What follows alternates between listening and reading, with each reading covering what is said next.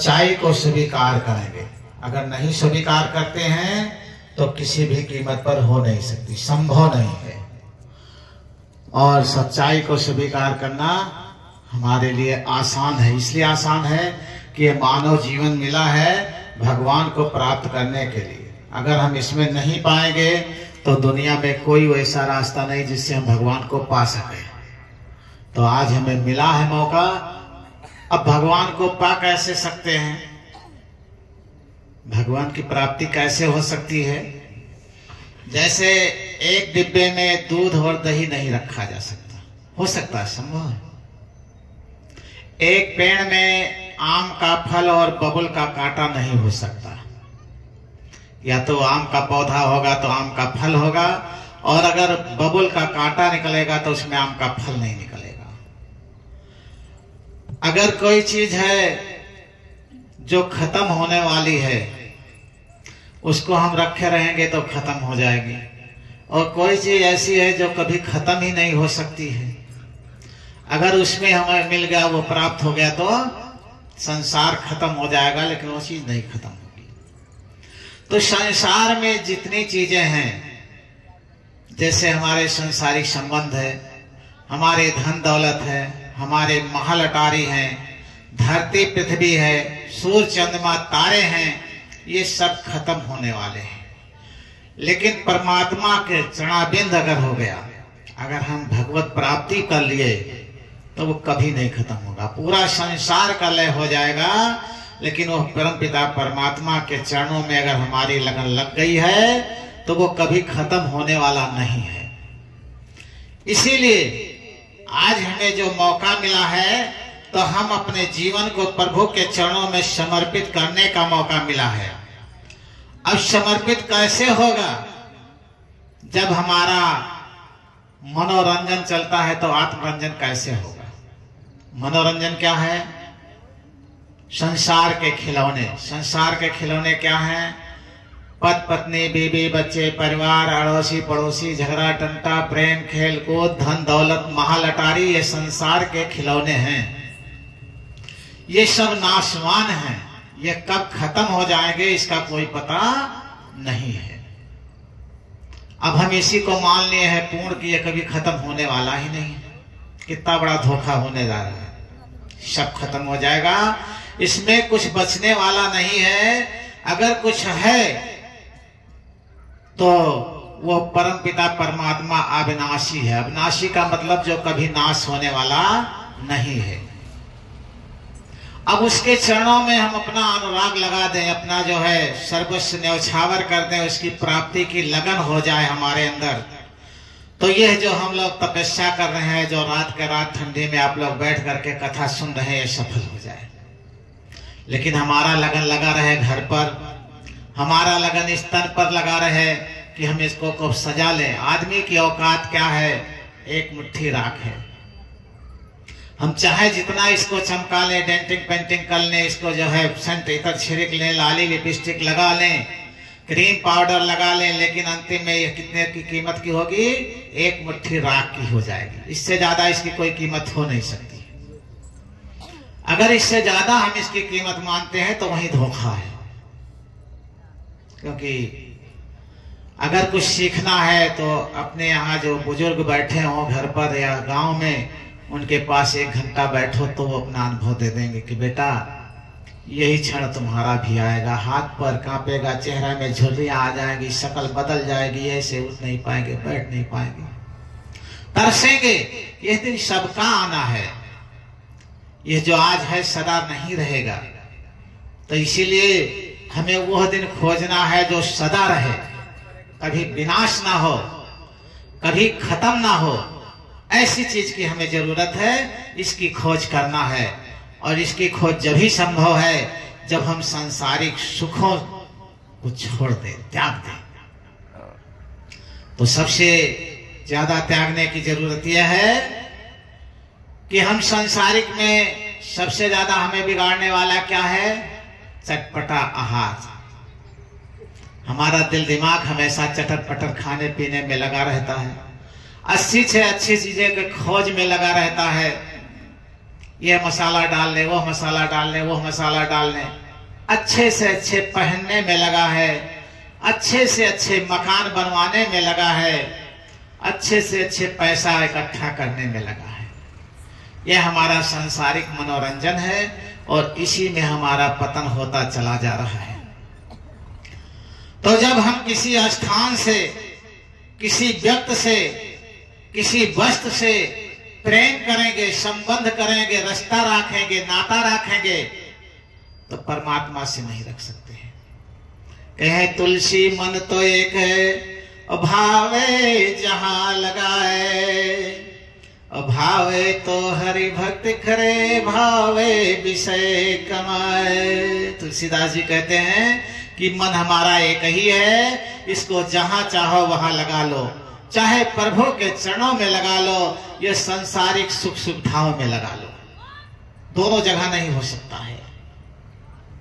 इधर भोलेनाथ बाबा कहते हैं, अरे उमा वह नर बड़े अभाग, जो हरे तज विषय भजे। भोलेनाथ बाबा कहते हैं, हे उमा, वह मनुष्य बड़ा अभागा है जो संसार को भज रहा है, प्रभु को त्याग रहा है। अब बताइए, हम भोले बाबा की पूजा करते हैं लेकिन भोले बाबा का कहना नहीं मानते हैं, कितना बड़ी गलती करते हैं। हम संसार को जो है, प्रभु को छोड़कर संसार को त्याग रहे हैं। और प्रभु को छोड़ दिए और संसार में अपने मन को लगा दिए तो प्रभु में कैसे लगेगा? जैसे कोई पति है, किसी दूसरी स्त्री में मन लगा लिया तो अपने को कैसे मान जान करेगा, या कोई स्त्री है दूसरे पति में मन लगा लिया तो अपने पति का कैसे मान सम्मान करेगा। ऐसे ये संसार है, जब हम संसार के सुखों में लिप्त हो जाएंगे तो उस सरकार के चरणों में हमारा मन नहीं लगेगा। संसार में जियो, संसार में रहो, तन से कर्म करो विधनाना, और मन राखो जहां कृपा निधाना। मन को प्रभु के चरणों में रखना सीखो, ये जीवन धन्य हो जाएगा और जन्म लेना सफल हो जाएगा। तो इसीलिए सभी के लिए एक ही संदेश है कि सभी लोग किसी व्यक्ति, किसी वस्तु, किसी स्थान पे जो सुख खोजते हो वो भूल जाओ। अगर सुख खोजना है तो प्रभु के चरणों में खोजना शुरू कर दो। वह सुख जब मिल जाएगा तो कभी खत्म नहीं होगा, बिल्कुल पागल हो जाओगे, और जो पागल हो जाएगा उसे फिर दुनिया के सुख नहीं अच्छा लगेंगे। आज मोटे मोटे गद्दे भी देने वाले देते हैं, लेकिन कंबल में जो आनंद आता है, जो बाहर बरामदे में पीपल के नीचे आनंद आता है, वो बंद कमरे में नहीं आता है। क्योंकि प्रभु के चरणों का सुख संसार में जब मिल जाता है तो संसार का सुख फीका हो जाता है। इसीलिए सबको एक ही चीज कहते हैं कि उस खोज में शुरू कर दो, सब लग जाओ। जो खोज मिल जाएगी, जो प्रभु के चरणों की सुख शांति का आनंद मिल जाएगा, तो दुनिया का आनंद, क्षणिक आनंद फीका पड़ जाएगा। क्योंकि वो अविनाशी है, वो कभी नाश होने वाला नहीं है। एक बार वो आनंद मिलने के बाद कभी खत्म होने वाला नहीं है। और अगर इस मानव जीवन में नहीं मिला, हम कर्म योनि में नहीं पाए, तो भोग योनि में तो नहीं पा सकते हैं, देवता भी नहीं पा सकते हैं। प्रभु को केवल मनुष्य ही पा सकता है। देवता भी तरसते हैं कि हमें मनुष्य जीवन मिल जाता तो अच्छा हो जाता। बड़े भाग्य मानुष तन पावा, और सुर दुर्लभ सदग्रंथ गावा। तो इसीलिए हम लोग देवताओं से भी भाग्यशाली हैं। देवता हमारे अधीन हैं, हम देवताओं के अधीन नहीं हैं। आप लोग शायद हमारी बातों पर विश्वास भी नहीं करोगे। जब मंत्रोच्चार करते हैं तो ऐसे आंखों से देखते हैं, देवता निहाल हो जाते हैं, खुशहाल हो जाते हैं। कहीं गलती से किसी का नाम छूट जाता है, कानों में आवाज आती है, मेरा नाम भी बोल दीजिए। क्योंकि पुस्तक तो रखते रहते हैं, लेकिन पुस्तक पढ़ नहीं पाते हैं, केवल रखे रहते हैं। क्योंकि शास्त्र में दिया है, बिना पुस्तक का पढ़ा हुआ विद्या अधूरा माना जाता है। क्योंकि जो आवाजें निकलती हैं अंदर से निकलती हैं, और जब किसी गलती से भूल गए किसी का नाम तो आवाज आ जाती है, मुझे भी भोजन दे दो, हमारा नंबर है। कहीं कहीं आप देखते होंगे मंत्र बोलते हुए हिचक कर दूसरे का नाम बोल देते हैं। तो हम देवताओं के अधीन नहीं हैं, देवता हमारे अधीन है। इसीलिए आप लोग देवताओं को बड़ा मत मानो, आप लोग खुद बड़े हो, केवल अपने कर्म से वंचित होकर के गिरे जा रहे हो। अपने कर्मों को बदल दो।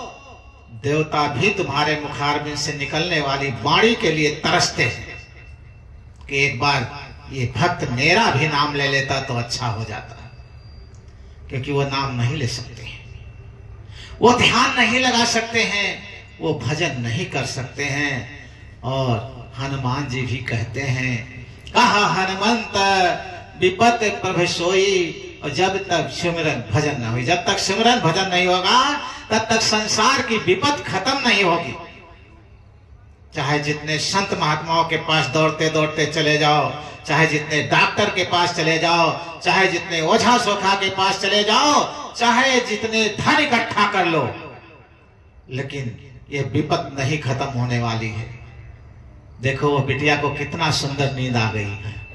इतना अच्छी नींद कभी बिस्तर पर नहीं आएगी, मोटी रजाई ओढ़ने के बाद भी नहीं आएगी। अब बताइए कथा में कितना आनंद आता है? तो इसी तरह से कथा में बड़ा सुख मिलता है। अब ना ले पाओ तुम लोग ताको ऐसे तो किसी क्या गलती, अरे सो लेना चाहिए, इतना अच्छा मौका मिला है। ठीक है, यही सब मिलता है कथा में। ठीक है, ये वाणी अच्छी नहीं लगती है किसी को, मुझे मालूम है, लेकिन ये है हम अपनी ड्यूटी करेंगे। वाणी तो अच्छी वही लगती है जो आपके मन की हो। मन क्या करता है? मन हमें भटकाता हमेशा, सांसारिक सुखों में हमें मन डुबो रहा है और बार बार हमें उसी में ले जाना चाहता है।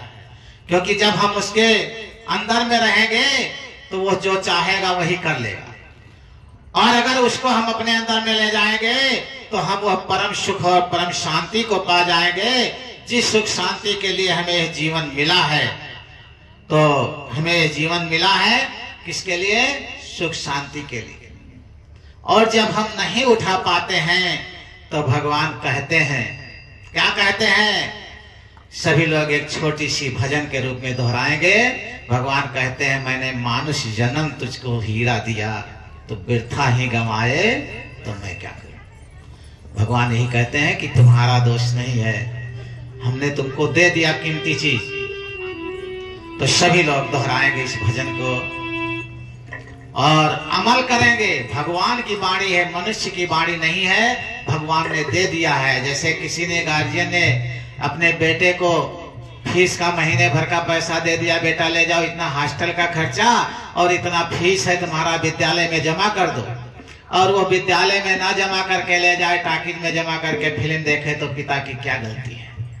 तो इसी तरह से वो परम पिता परमात्मा ने हमको हीरे का टुकड़ा दे दिया है, हम इसको कोयले के भाव से बेचते हैं, तो परमात्मा का दोष नहीं है। हमने हीरे को कोयले के भाव बेच दिया तो इसका कोई दोष नहीं होगा।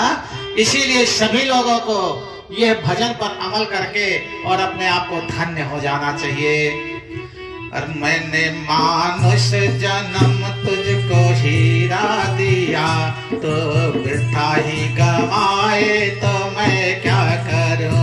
मैंने मानुष जन्म तुझको हीरा दिया, तो वृथा ही गवाए तो मैं क्या करूं। मैंने मानुष जन्म तुझको हीरा दिया, तो वृथा ही गवाए तो मैं क्या करूं। मैंने मानुष जन्म तुझको हीरा दिया, तो वृथा ही गवाए तो मैं क्या करूं। कहाँ दे हीरा?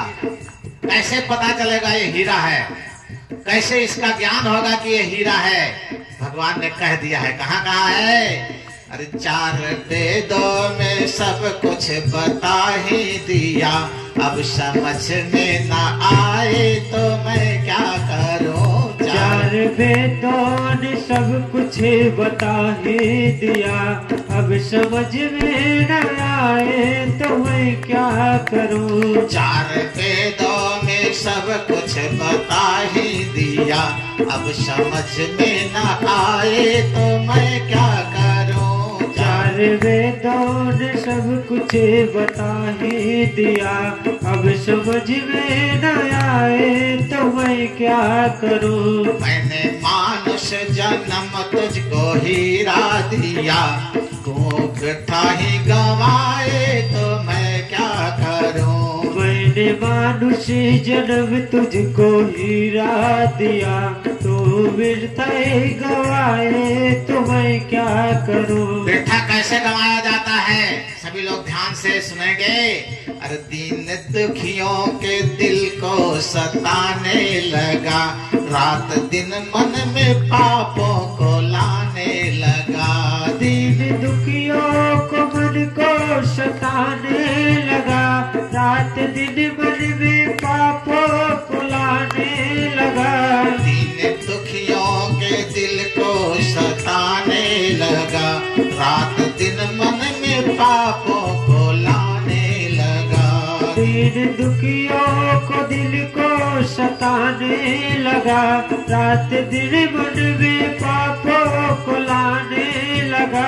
फल कर्मों का अपने तू पाने लगा, आज आंसू बहाए तो मैं क्या करूं। फल कर्मों का अपने तू पाने लगा, आज आंसू बहाए तो मैं क्या करूं। फल कर्मों का अपने तू पाने लगा, आज आंसू बहाए तो मैं क्या करूं।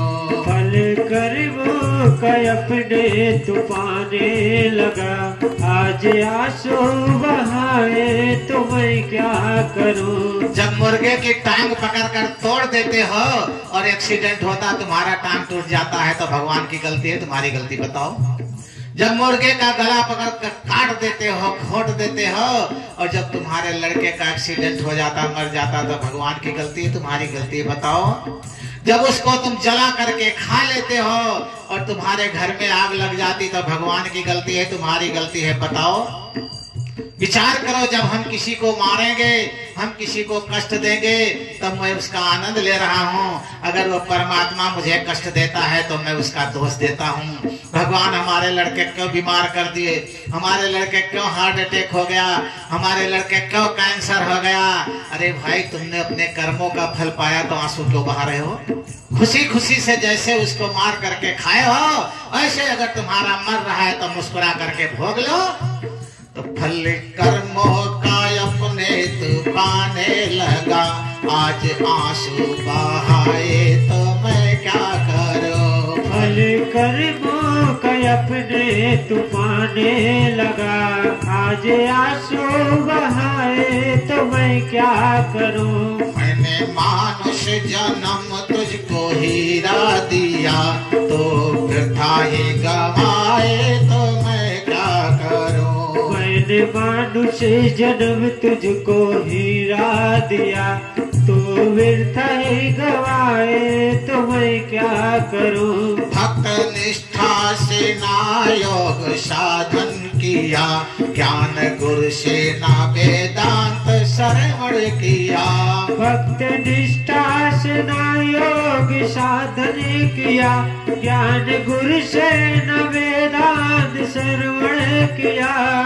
युक्ति से निज का नयन भो किया, शांति अच्युत न पाए तो मैं क्या करूं। तर्क युक्ति से निज का अनुभव किया, तर्क युक्ति से निज का अनुभव किया, शांति अच्युत न पाए तो मैं क्या करूं।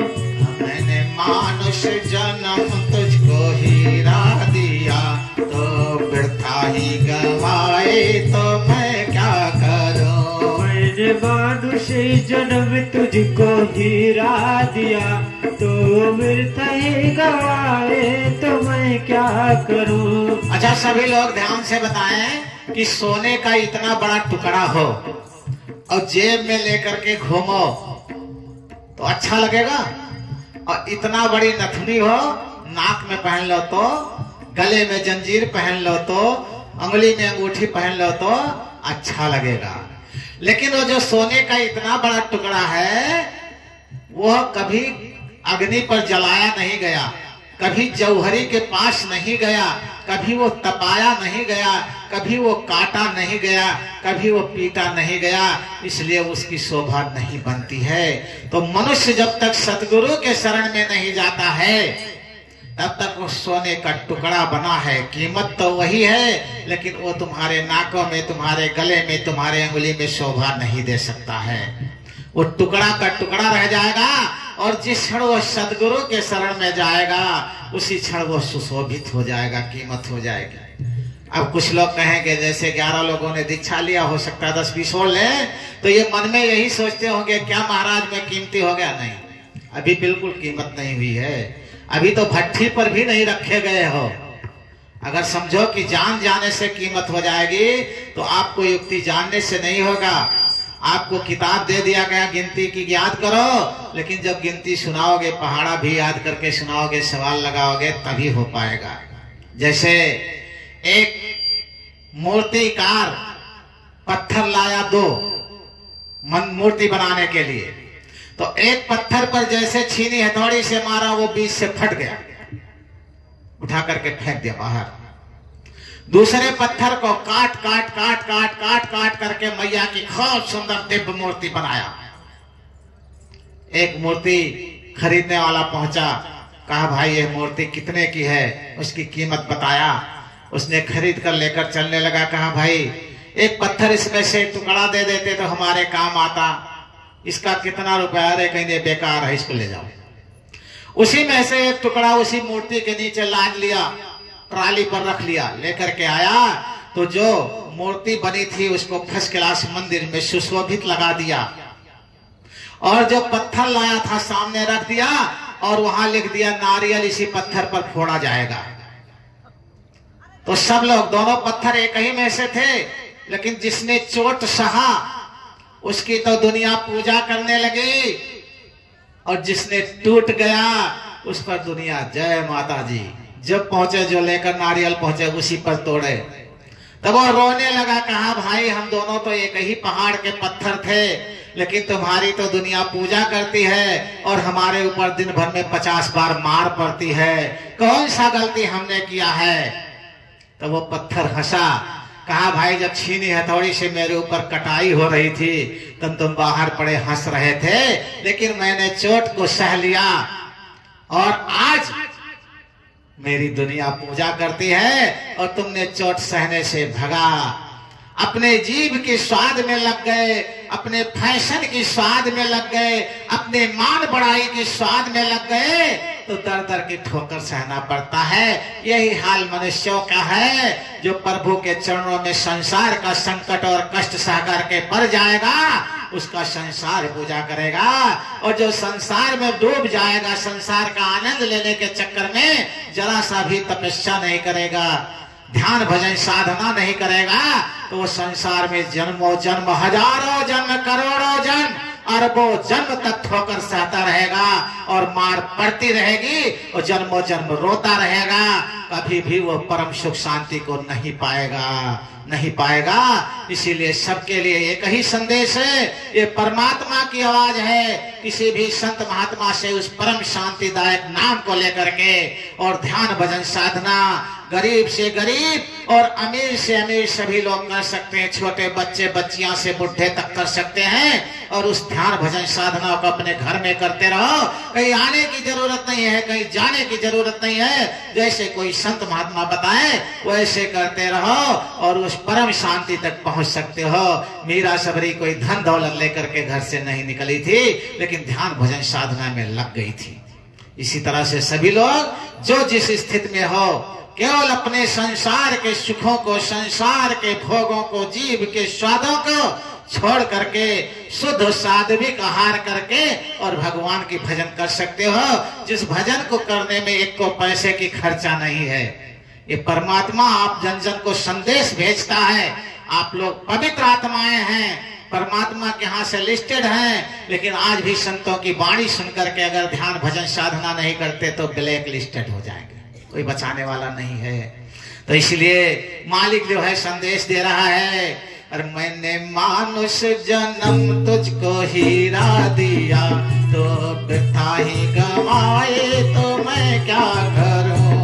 मैंने मानुष जन्म तुझको हीरा दिया, तो वृथा ही गवाए तो मैं क्या करूं। सर्वधर्मों को तजे आजा मेरी शरण, तेरे सब पाप तापों का होगा हरण। सर्वधर्मों को तजे आजा मेरी शरण, तेरे सब पाप तापों का होगा हरण। सर्वधर्मों को तजे आजा मेरी शरण, तेरे सब पाप तापों का होगा हरण। सर्वधर्मों को तजे आजा मेरे शरण, तेरे सब पाप तापों का होगा हरण। यदि माने न तो मेरे अमृत वचन, मुक्त शाश्वत न पाए तो मैं क्या करूं। यदि माने न तो मेरे अमृत